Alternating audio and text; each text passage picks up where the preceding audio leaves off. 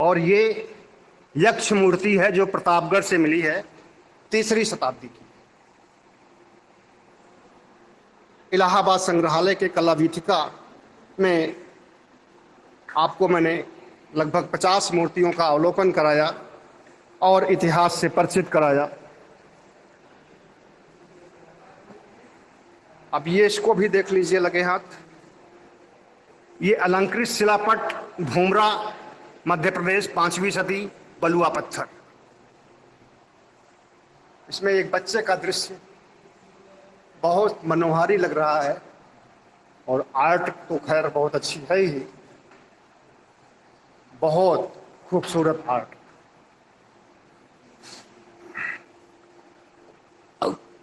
अलंकृत शिलापट है।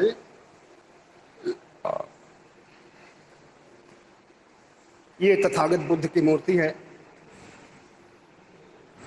एक मुख शिवलिंग, जिसे शिवलिंग बताया गया है, तथागत बुद्ध की मूर्ति को शिवलिंग बताया गया है। लाल बलुआ पत्थर से बनी है।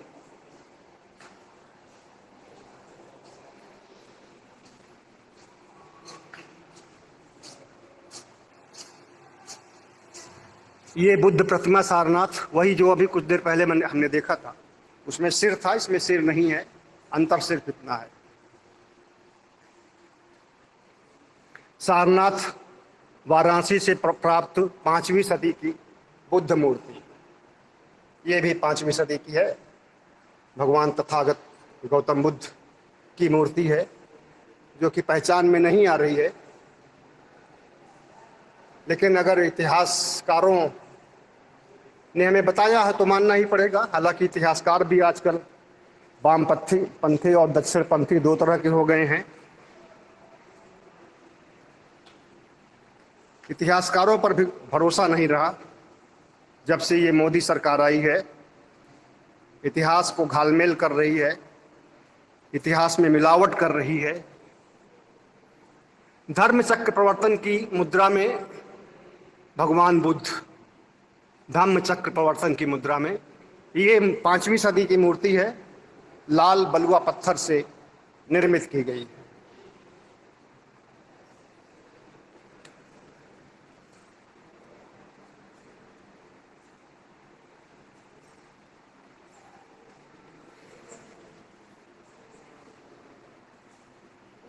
कौशाम्बी इलाहाबाद से प्राप्त मकर की मूर्ति। मकर मतलब मछली, मकर का शीर्ष है ये। अब कौन सी मछली का शीर्ष है ये? उस मछली का नाम क्या था जिस मछली ने हनुमान के पसीने को पी करके मकरध्वज को पैदा किया था? कहीं वो तो नहीं है? इन ऊट पटांग की बातों पर आरएसएस और बीजेपी के लोग ही ध्यान देते हैं और ऐसे मिथकों को मानते हैं। तो उन्हीं के लिए मैं कह रहा हूं कि हो सकता है कि इसी मछली ने हनुमान के पसीने से बच्चा पैदा कर दिया हो। अब मछली का दृश्य तो है, लेकिन कौन सी मछली है ये कुछ नहीं लिखा गया।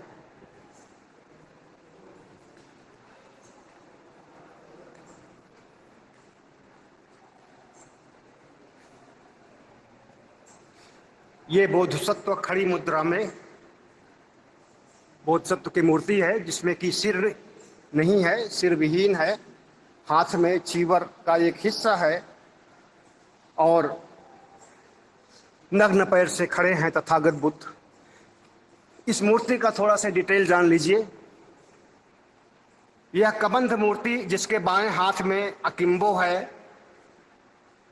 समभंग मुद्रा में खड़ी इस मूर्ति के दोनों पैरों के बीच 5 कमल कलिकाएं एवं एक पूर्ण विकसित कमल है। बुद्ध ने घुटने के नीचे तक चीवर और अंतर्वासक पहन रखा है। बाएं कंधे और हाथ संघाटी से ढकी है। दाहिनी तरफ रिबन नुमा गांठ, जिसका निचला खुला भाग जंघा तक फैला है। विशाल कंधे घुटने के नीचे तक दिखता हुआ मजबूत।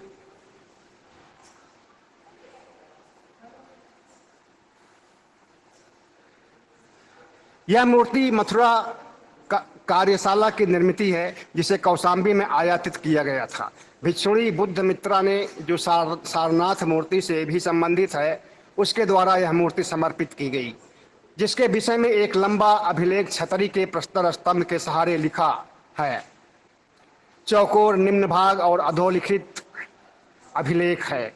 महाराजस्य कनिष्कस्य ही बोधिसत्व त्वं प्रति स्थापिति भिक्षुनी बुद्धमित्र त्रिपिटक भागवतो बुद्धसा चंक में।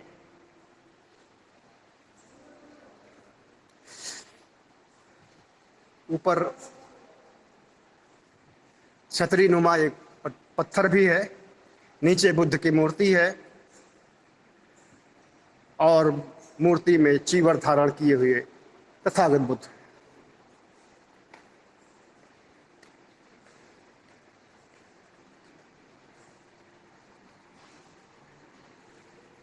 ये मूर्ति बोधिसत्व मैत्रेय, गंधार, पाकिस्तान, 2री सदी, शीष्ट पत्थर।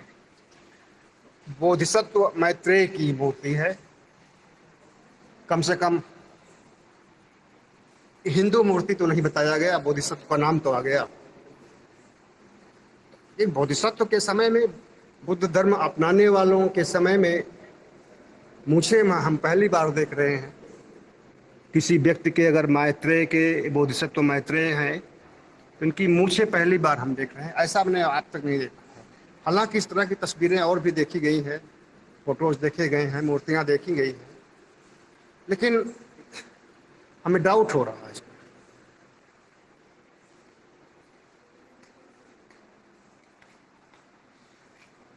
नागराज की आवक्ष मूर्ति शंकरगढ़ इलाहाबाद से प्राप्त हुई है, जो 5वीं सदी की है। नागराज, नाग जैसा तो कुछ दिख नहीं रहा है, नाम से नाग होंगे या ऊपर जो फन जैसा आकार बना हुआ है इसलिए नाम दे दिया गया होगा नाग का। फिलहाल इलाहाबाद संग्रहालय के सबसे बड़े वीथिका भवन में, जिसके कई कालखंडों में ऐतिहासिक मूर्तियां हैं, मैंने सबके बारे में थोड़ी थोड़ी जानकारी आपको दिया और इतिहास से परिचय कराया। अगर हो सके तो हमारे चैनल को सब्सक्राइब कीजिएगा, लाइक कीजिएगा, शेयर कीजिएगा, ताकि ये जानकारियाँ औरों तक पहुंच सके। बहुत बहुत धन्यवाद।